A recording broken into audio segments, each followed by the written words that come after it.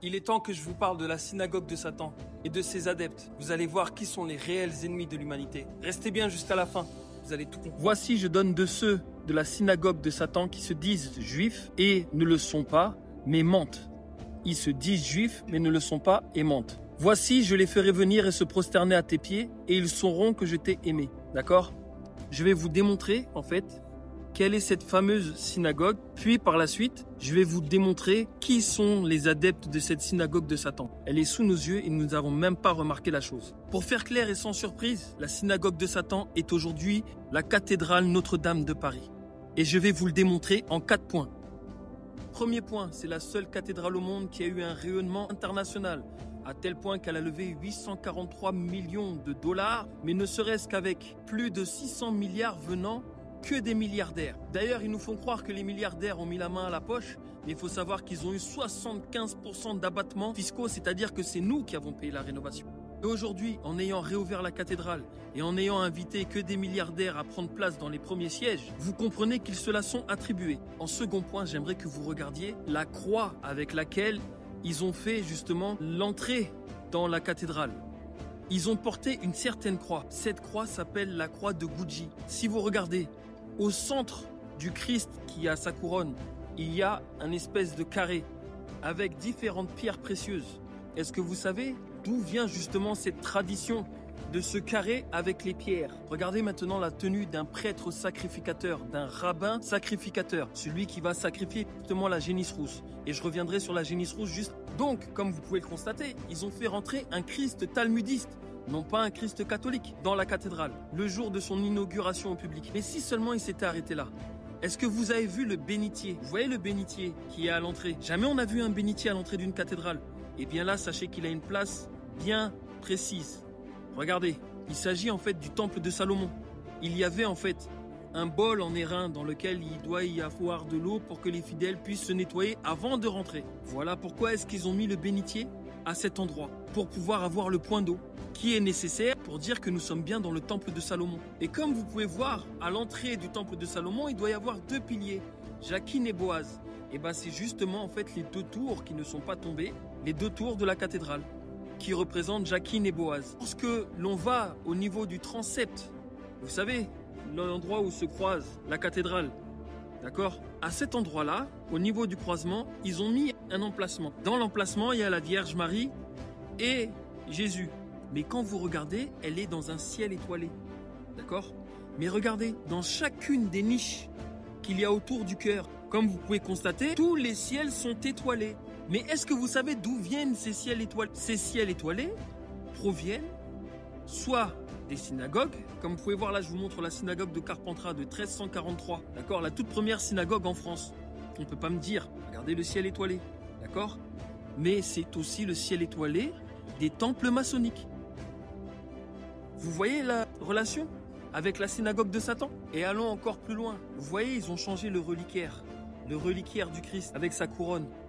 D'accord, déjà on ne savait même pas qu'il y avait la couronne du Christ à la cathédrale Notre-Dame de Paris. Et bien ce reliquaire, il faut savoir en fait qu'il est composé de 396 facettes, avec tous à l'intérieur une croix. D'accord, 396 c'est 36 x 11. 6 x 6 x 11 ça fait 666, d'accord? Là il y en a 396, donc déjà on est bon. Mais est-ce que vous savez ce que représentent tous ces cercles? Ça représente le Tzimtzum. Le Tzimtzum, en fait c'est l'arbre de vie.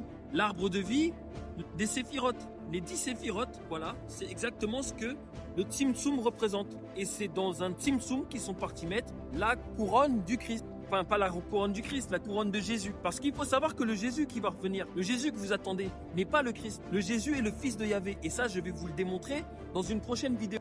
Mais vous entendez parler ces derniers temps, là, justement, j'arrête pas de vous parler de Avi Loeb, qui vous dit que la comète n'est pas une comète. Regardez cet article où il est marqué clairement, elle est d'ordre non naturel selon la NASA. La comète est d'ordre non naturel selon la NASA. Je vous le répète en fait parce que c'est important que vous compreniez. Le 1er juillet, elle a été détectée. Le 4 juillet, c'est-à-dire le jour de la date de l'indépendance des États-Unis, ce jour-là où Independence Day, le film, est sorti, les 2 Independence Day sont sortis un 4 juillet. Ces jours-là, là je reviens sur le 1er juillet. Le 1er juillet 2025, Avi Loeb, le 1er juillet 2025, c'est la première fois que l'on voit la comète, d'accord? Et bah ce 1er juillet, est-ce que vous avez entendu parler justement de la génisse rousse qui était très certainement à la base du conflit qu'il y a eu entre Israël et le Hamas, même si on sait que tout ça c'est monté par Netanyahou. Mais bref, il faut savoir que cette génisse rousse est au cœur du scandale. Pourquoi? Parce que dès qu'elle sera brûlée, cette génisse rousse, c'est le retour du Mashiach qui est annoncé. Mais il faut savoir une chose, Mashiach, c'est l'enfant de Yahvé.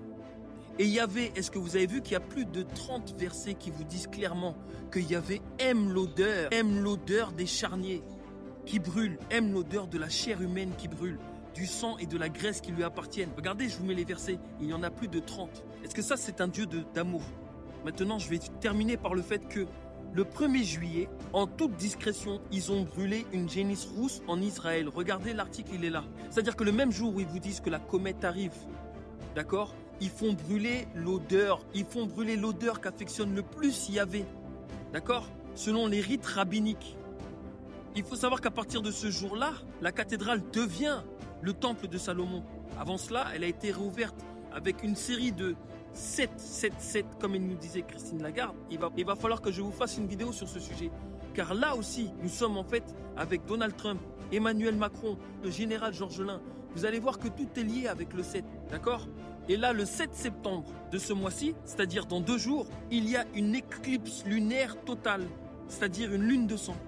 La même lune que Ron Hubbard et Jack Parsons, dont je vais vous parler, ont utilisé pour créer justement, avec le Babylon Working, utilisé pour créer l'être qui se nomme Donald Trump. 14 juin 1946. Donald Trump est bien né le jour d'une lune de sang. Et d'ailleurs, Aleister Crowley a écrit un courrier ce jour-là pour bien faire comprendre qu'ils avaient fait n'importe quoi. Aujourd'hui, nous ne sommes plus dans une blague. À partir du 7, je vous ai dit déjà le 2 septembre. Comment vous expliquer que le 2 septembre, dont je vous ai expliqué que c'était le jour où il y a eu le feu de Londres, il y a tous les 80 ans. Par la suite, il y a eu 1789, la création du trésor américain, 1865, la fin de la guerre de sécession, la réelle fin, plus le 2 septembre 1945, Hiroshima-Nagasaki, la vraie fin de la Seconde Guerre mondiale. Donc là, nous sommes le 2 septembre 2025. Que va-t-il se passer à partir de ce cycle? Et je vous ai dit que le 9 septembre, que va-t-il commencer? La 80e Assemblée Générale de l'ONU. 80e, près 80 ans. Puis le 2 septembre 1945, la fin de la Seconde Guerre mondiale. Le 9 septembre commence une Assemblée Générale que l'on appelle Pacte Mondial. Et Alice Bailey vous a dit qu'en 2025, justement, cette Assemblée allait avoir lieu. Si avec tout ce que je suis en train de vous dire, vous ne prenez pas le temps de vous rendre compte que nous sommes dans la fin de leur plan et qu'ils vont établir le nouvel ordre mondial à partir de ce 2 septembre 2025, je ne peux plus rien pour vous. D'accord? Le 29 octobre 2025, vous allez voir arriver les vaisseaux. Je vais vous faire une vidéo où je vais vous parler du 777. Je vais essayer de les faire en live ce week-end. Mais aussi de tout ce qui est en fait la nuée. D'accord? La nuée dans la Bible. Tout ce que nos ancêtres nous ont laissé dans l'art, dans les tableaux, dans les sculptures. Je vais terminer par le fait que comment vous expliquer que Moïse, le jour où il est descendu du mont Sinaï, il avait des cornes. Je vous montre une des statues, celle de Michel-Ange. Et il y en a plusieurs autres artistes qui ont fait la même chose, autant dans de la peinture que dans des sculptures. Mais c'est pas tout. Il faut savoir que ce jour-là, il a demandé d'exécuter 3000 êtres humains en sacrifice, en holocauste pour Yahvé. Donc, croyez-moi que quand Yahvé va revenir, vous n'êtes pas près de ce qu'il va nous faire. Donc, je vous laisse cette vidéo, partagez-la un maximum. Vous savez que tout ce que je vous dis est sourcé, je vous ai mis toutes les preuves. J'ai encore pire à vous annoncer. Donc, s'il vous plaît, réveillez-vous, prenez le temps de me contacter et faisons en sorte que les choses changent.